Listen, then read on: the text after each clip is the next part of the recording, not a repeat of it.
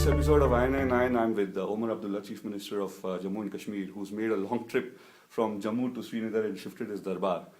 And we're going to talk about essentially the end of the tunnel for the troubles in Kashmir.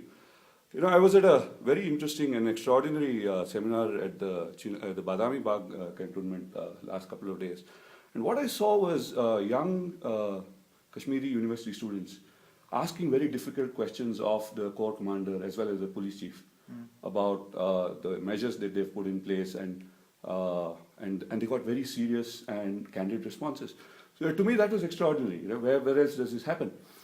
But what I also saw was that most of the questions hovered around the fact that there is a political question that needs to be answered before you go on to healing touch and other things. What do you make of this? Well, I think that's exactly what we've been talking about for quite some time now.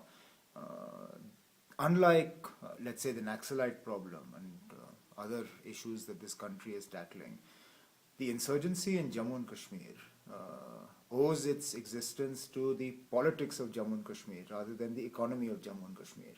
And therefore, no matter how much money you spend in J&K, no matter how much development you do, no matter how good the governance is, unless you address the basic issue, which is the political issue of Jammu and Kashmir, you will still have unanswered questions that will require answer. And that's why we've been saying time and again that this dialogue, both between the state and New Delhi, as well as between New Delhi and Islamabad, is critical to once and for all addressing the problem of Jammu and Kashmir. Right. Now, short of that geopolitical kind of thing, what are the political measures which you can implement in the state probably at your level of influence? Well, there isn't very much. I mean, we're already in the process of getting the Panchayati Raj institutions to function fully. Clearly, there is a lot more that needs to be done, given that these institutions have come into existence after more than 30 years. So there is a whole lot of learning that needs to be done. We are going to conduct the urban local body elections later this year. So in terms of devolution of power from the state government to the grassroots, that's already an ongoing process. The issue is to what extent is Government of India going to address? Yeah, but back to that Panchayati Raj and urban government, right? How do you increase capacity? You know, you need administrators at those levels. And one of the discussions we saw was the fact that most of this development activity is currently either army-led or police-led or police-driven. That's rubbish. No.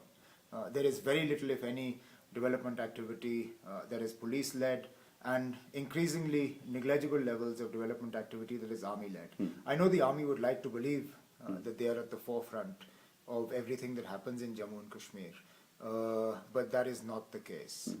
They have a little bit of a budget called Sadbhavna, which is meant for increasing sort of the acceptability of the army amongst the local population.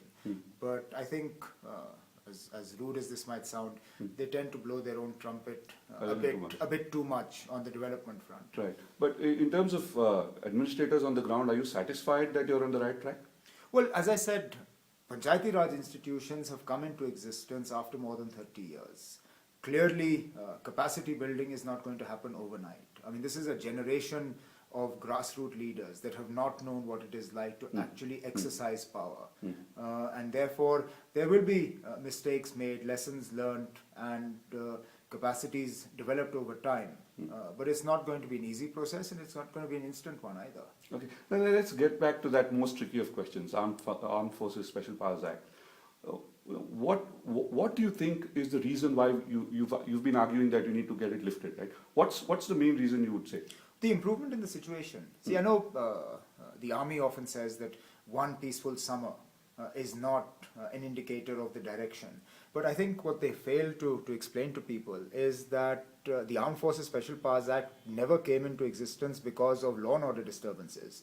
The Armed Forces Special Powers Act came in to deal with militancy. And there has been a continuous improvement in the situation militancy-wise from 2004, 2005 onwards. And therefore, we are not talking about just one good summer. We are talking about a continuous improvement in the situation where there are now areas of the state where the army no longer needs to operate on anti-militancy operations. That is what we believe needs to now be translated into the removal or the lifting of the Armed Forces Special Powers Act selectively from those areas where we do not intend to use the army. Right. And what would be the ways the state government would manage the risks of that happening? Well, obviously, the CRPF and the J&K police together would absorb, and anyway, that's what they're doing. You tell me, when was the last time you heard of an army operation in Srinagar? Right. So, I mean, it's already being looked after by the J&K police and CRPF. Right. So why does the army need the Armed Forces Special Powers Act here when they're not operating here? Right. Okay. Last question. You've been on Twitter and social media a lot. Do you think it has worked for you politically?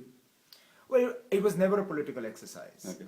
And I think as a politician, if I was to believe that Twitter is now the means of reaching an electorate and I don't need to leave the house, then I'm fooling myself. It supplements my ability to reach out. Right. It doesn't replace it. And I think more often than not, it's a good way to get something in the media. Because everybody, every newspaper, every TV channel seems to be following me. Yeah. So something or the other that I say gets picked up, which is useful. Otherwise, Not as a political tool. it's not a political tool. I mean, we don't have that level of connectivity. Right. I think it's a very valuable tool for people to blow off steam when they want to take shots at me. But beyond that, not very much. Yeah. On that note, thank you. Thank you Pleasure. very much. Nice.